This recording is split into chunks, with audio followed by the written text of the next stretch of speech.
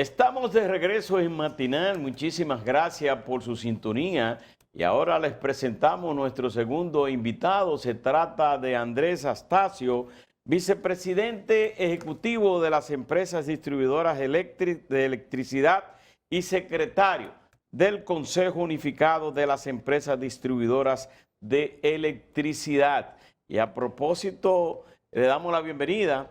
Y a propósito de Punta Catalina, el presidente de la República en su alocución del domingo habló que ya tenía en sus manos una auditoría técnica y que se haría una auditoría financiera y le pidió a la Cámara de Cuentas que haga una auditoría para saber qué se hizo con el dinero de su construcción, qué costó. ¿Ustedes tienen en sus manos ya eso? Mira, Caminero, el hecho de auditar, aunque para otras administraciones era casi un hecho prohibido, para nosotros es lo cotidiano. La administración del presidente Abinader, que tiene un compromiso bastante profundo y serio con la transparencia,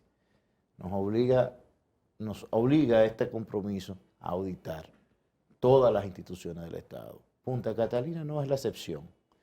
Entiendo que las autoridades que manejan esa empresa en su momento darán los detalles sobre esas auditorías, como ya lo hemos hecho con otras instituciones. ¿Pero qué se puede? Lo hicimos con la GEDE, lo hicimos se hizo con el Servicio Exterior, se han hecho con otras instituciones y esas auditorías han revelado las bondades o maldades que pudieron haber en otra administración y se han tomado. Antes de decir el presidente de que tenía en sus manos ya de una institución que ganó la licitación, que ya tenía en sus manos esa auditoría, habló diciendo lo siguiente: hay muchos que están criticando y hablando sobre ese tema cuando tienen que dar explicación al país. Significa que ahí parece que hay bemoles.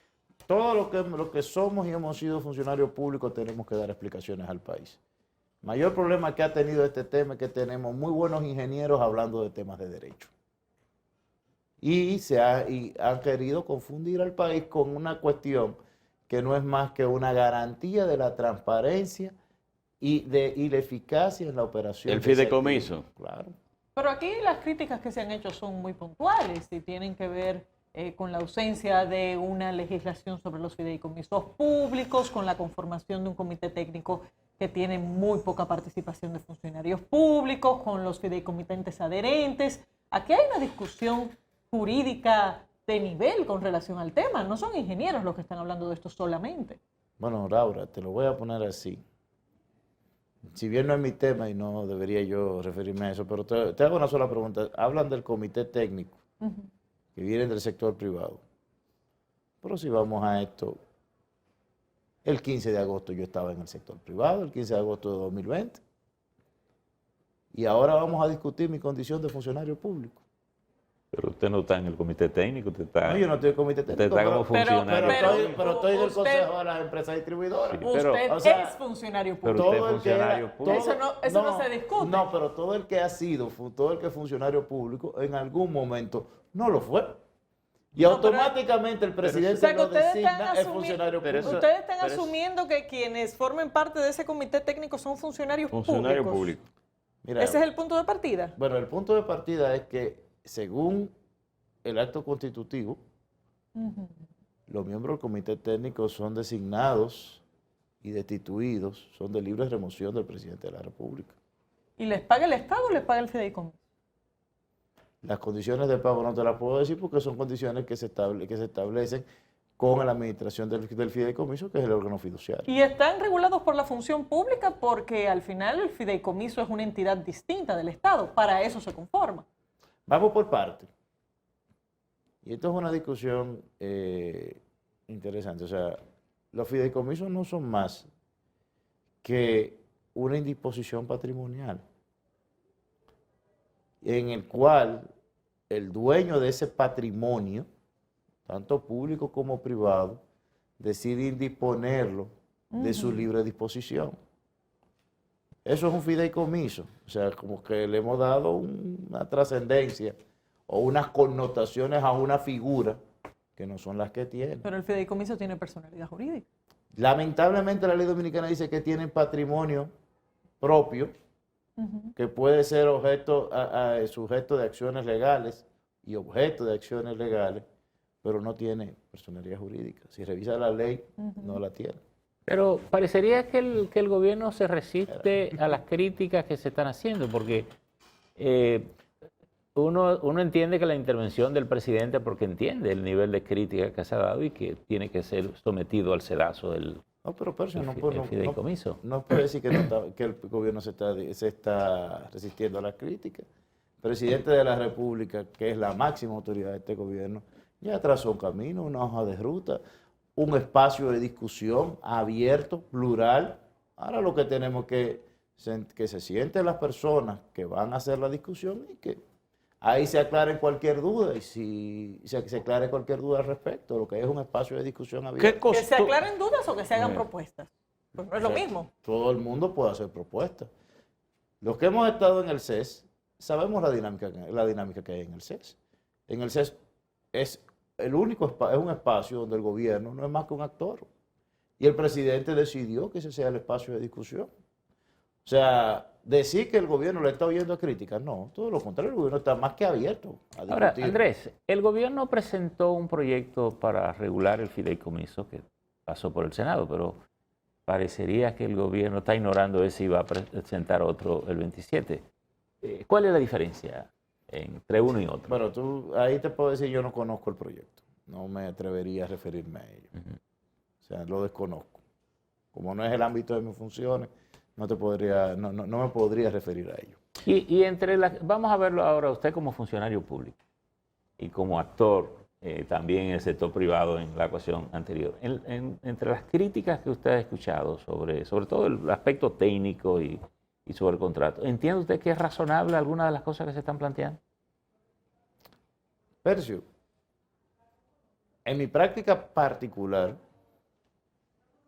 yo he sido abogado durante 20 años y en algún momento he constituido un vehículo de esta naturaleza. Todo lo que está ahí ha sido usual. ¿Todo lo que está? Ahí es usual. Es usual para fideicomisos privados. Es usual en la materia. O sea, porque la condición de público-privado es básicamente quien aporta el patrimonio. ¿De dónde viene el patrimonio aportado?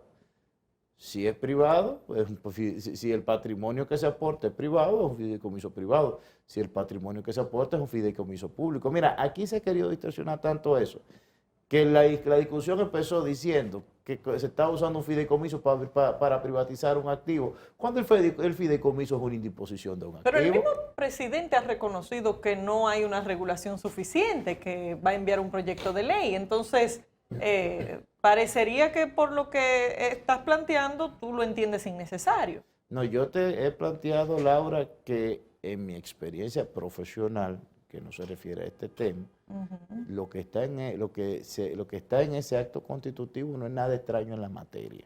Ahora, lo que sí te puedo decir, sí, la legislación, la regulación, es insuficiente. Ahora, porque la regulación es insuficiente, debe dejar de existir RDVial. Porque la regulación es insuficiente, debe dejar de existir el fideicomiso para el desarrollo de Pedernales. Pero si nos vamos a eso, en la República Dominicana hay muchísimas normas o muchísimas regulaciones que hoy por hoy son ineficientes o que son desfasadas. Vamos a estar claros. La Ley General de Telecomunicaciones tiene 20 y tantos años y respondía a un esquema industrial diferente al de hoy. Que los actores involucrados deben de sentarse y buscar un consenso para lograr una norma moderna adecuada a la realidad tecnológica del momento.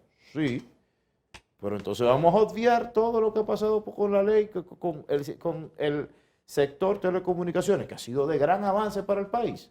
¿Y cuál es la prisa con Punta Catalina?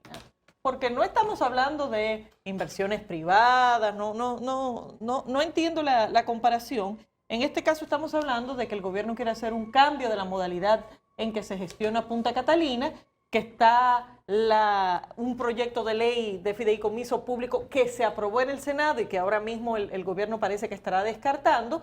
Lo que tendría sentido es que se apruebe el proyecto de ley de fideicomiso público y luego se apruebe un fideicomiso público para Punta Catalina, ¿o no? Pero es que volvemos a lo mismo. Hoy por hoy, insuficiente o no, hay una normativa que regula los fideicomisos. El problema con ese proyecto, esencialmente, es que fue un proyecto que se construyó sin vehículo. O sea, aquí sencillamente la administración anterior empezó a gastar dinero, a pegar hierros y a construir ese activo y ni siquiera tuvieron la delicadeza o el mínimo tino de construir el vehículo legal sobre el cual esos activos podrían operar. Punta Catalina, ¿qué costó y qué cuesta ahora? Mira, ¿qué costó? Lo dirán las auditorías. Porque ahora mismo lo único que uno puede decir de manera objetiva es lo que está registrado en libros, pero que tiene grandes vacíos. O sea, eso es lo único que uno podría decir. Y hoy día es un activo, sí, la realidad es un activo esencial del sistema eléctrico nacional, representa casi el 30% de la demanda para este año, o sea, es un activo valioso que es parte del patrimonio de la sociedad dominicana, que la pagó y que se mantendrá en esa condición. En el caso del fideicomiso, entre muchas de las quejas o de las dudas que se tiene, es en cuanto a los técnicos, ¿verdad? A la comisión técnica que pudiera agregar adherentes, que pudieran hacer inversiones y que pudiera terminar con la privatización de Punta Catalina. ¿Eso es posible? Mira, aquí se ha hecho toda una suerte de inducciones para tratar de forzar un resultado. Eso es como cuando el estudiante malo en matemática no encontraba el resultado y buscaba en el libro de atrás y decía, es tanto, y lo forzaba, y llegaba al punto de decir, 2 más 2 son 5. Señores, por Dios, el acto constitutivo es bastante claro en el sentido de que el adherente, si hubiese un adherente, no puede cambiar esa acción, no modifica en ninguna parte el contrato. Y el acto lo que dice es claro, o sea, ninguna parte, y el acto es bastante claro, de que el beneficiario único de ese patrimonio fideicomitido es el Estado representado en el Ministerio de Hacienda. O sea, este es el force del estudiante malo para que tratar de llegar al resultado que está en la página final del libro. Ahora, para hacer un planteamiento de búsqueda de consenso, llamarle estudiantes malos a los que tienen propuestas distintas, como que no parece ser muy abierto. Andrés, pero vamos a verlo a propósito del estudiante malo. Suponga usted que a mí me adhieren al fideicomiso con una inversión mayor que la que tiene el Estado. ¿Cuál es mi relación con respecto al Estado y a la propiedad de la planta? Mire, según el contrato del acto constitutivo, la propiedad de la planta sigue siendo del fideicomitente. Aunque yo tenga más capital. Es que los fideicomisos no son sociedades de comercio. En un fideicomiso no hay una estructura accionaria. Sí, pero si usted me adhiere, acuérdese que el Estado entrega la planta. No. Para un fideicomiso. No. El Estado no entrega nada. Claro. El Estado indispone un patrimonio, Claro. porque, don Percio, es una diferencia que hay que tomar en cuenta.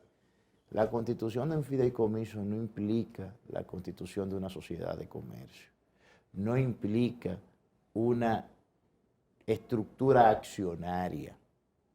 Es que yo tomé un bien, usted tiene ese vaso al lado y ese vaso es de su propiedad. Usted sabe, ese vaso está entre todas entre todos los bienes suyos. Andrés, pero yo seguiré siendo beneficiario de la rentabilidad y de las excepciones Pero- fiscales que me da el fideicomiso. Efectivamente, y en este caso el beneficiario es Claro. el Ministerio de Hacienda. Pero sale de la propiedad. Pero del sale de la Estado. propiedad. Sale, Yo le se puedo pone- dejar Si en no, sus no tiene manos la sentido. planta, pero yo me estoy beneficiando más Se que usted de la planta. beneficia, el único que se beneficia en ese caso es el Ministerio de Hacienda. ¿Y para Si qué, es para un- qué es- habría un fideicomitente adherente? ¿Cuál es el propósito de esa figura en el contrato? Que se supone que está ahí para algo. Bueno, mira, hay ejemplos en el que en determinadas circunstancias otra entidad del Estado ha tenido que participar para lograr algún fin de una entidad relacionada. Ejemplo, hace unos 20 años, el Banco de Reserva decidió entrar al mundo de los seguros y tenía que constituir seguro, y constituyó Seguro Banreserva. ¿Quiénes fueron los aportantes adicionales al Banco de Reserva? La antigua CDE, el FONPER y otra serie de entidades autónomas descentralizadas que tenían carácter empresarial en el O Estado. sea, que ese mecanismo de fideicomitente adherente está pensado para otras instituciones públicas. Si usted lee el documento, eso es lo que se puede inferir. Pero es una inferencia. No lo dice. Yo le digo nuevamente, porque... De la tú misma me- forma se puede inferir que sea un actor privado. Bueno, entonces, por eso, como se puede inferir cualquier duda, hay un espacio de discusión para dilucidarlas. El presidente ya llamó a un espacio de discusión para dilucidarlo todo. Bueno, Astacio, Dicen en Estados Unidos, los magna cum laude van a la NASA. Los estudiantes mediocres llevan los millones a casa. Astacio, antes de terminar con la entrevista, ayer nosotros tuvimos aquí al ministro de Obras Públicas y salió el tema de la iluminación de las avenidas, sobre todo en el caso de la Avenida Las Américas y el aeropuerto, que Mira. todo eso está oscuro y eso es una parte que... Mira, nosotros ayer Sí. mandamos a hacer nuevamente una revisión. Ahí, lamentablemente, es una situación que yo creo que requiere el compromiso de todos los ciudadanos. A mí me consta, porque lo hice, porque yo mismo lo supervisé, todas las entradas a la ciudad de Santo Domingo, al 31 de diciembre estaban completamente iluminadas, así como las entradas de Santiago. Ahora, ¿qué sucede ahí? Hay un alto grado de vandalización de las redes O eléctricas. sea, se las roban. Sí, lamentablemente, y esto ha ocurrido varias veces, y no solamente en las Américas, nos ocurre en el Malecón. Antes de ayer, la semana antepasada nos ocurrió aquí en el Parque Independencia. Entonces, aquí yo hago un llamado a toda la ciudadanía, nosotros tenemos que ser muy celosos del cuidado de esas redes, del cuidado de esos activos, porque lamentablemente ya nosotros estamos identificando dónde fue la vandalización y solucionando el problema. Y eso no tiene cámara, Andrés, que se pueda verificar, porque yo entiendo con usted, posiblemente hay más ladrones que cables. Pero yo pienso No, que... pero si te lo pongo así, ¿Eh? hemos tenido casos donde no han dejado una población entera porque unos genios se toman un tramo de 200 metros de cable y se queda una población entera Pero es que sin- resulta que sin- nosotros sí. exportamos ese tipo de cables por demás. Exacto. sin tener una mina de nada. Precisamente. Pero ¿Y eso- cuál es la pérdida que conlleva para la institución el tener que esa vandalización y esos robos volver a la conexión y luego robarlo de nuevo? ¿Cuál es la pérdida? Mira, en ocasiones, porque a veces son, el otro día, por ejemplo, pongo un ejemplo vívido, adicional, que fue el Malecón de Santo Domingo. Sí, Maricón está oscura. No, hoy está iluminado, pero hay días que tú Sí. lo ves oscuro. Sí. Normalmente está iluminado, hay días que tú lo ves oscuro. El otro día identificamos, fueron 7 metros de cable.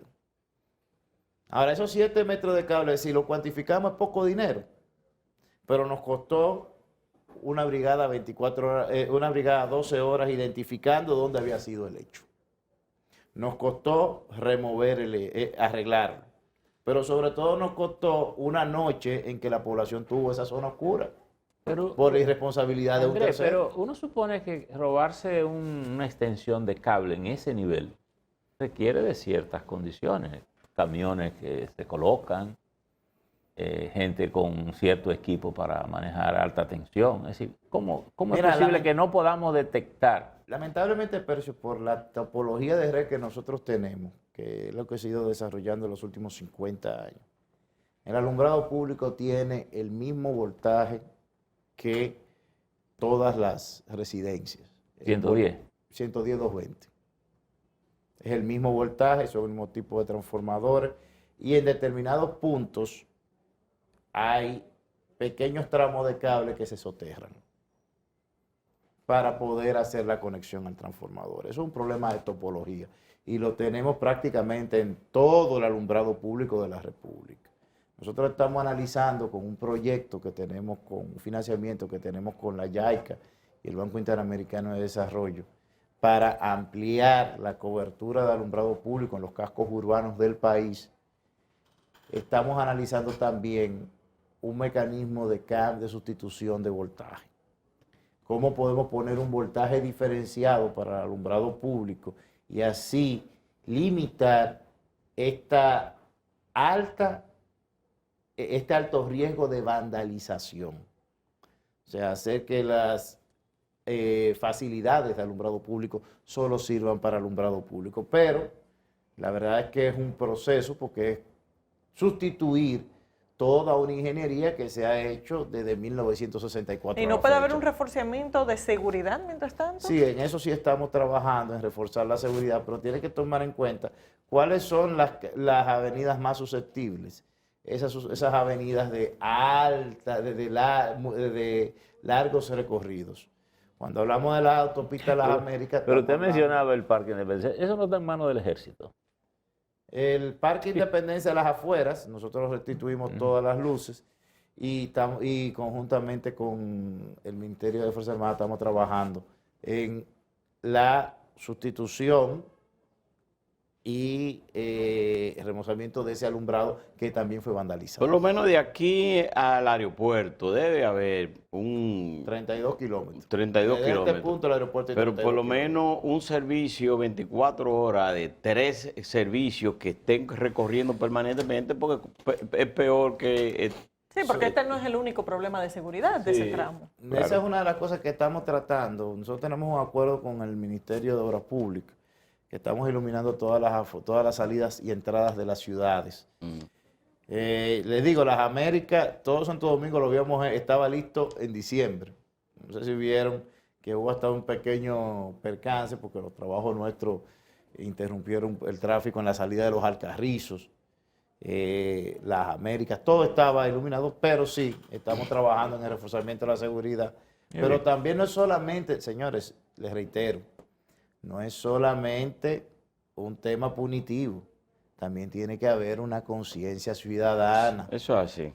Bueno, lo que pasa es que los buenos ciudadanos no nos sentimos identificados con ese llamado a la conciencia porque nunca nos hemos robado un cable. No, pero es para denunciar. No es que lo roben, es que lo denuncien.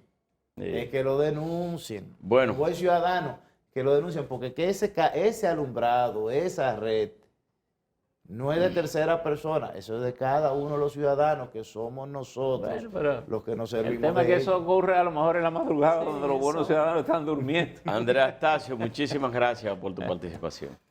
Señores, despedimos a Andrés Astacio, vicepresidente ejecutivo de las empresas distribuidoras de electricidad y secretario del Consejo Unificado de Empresas Distribuidoras.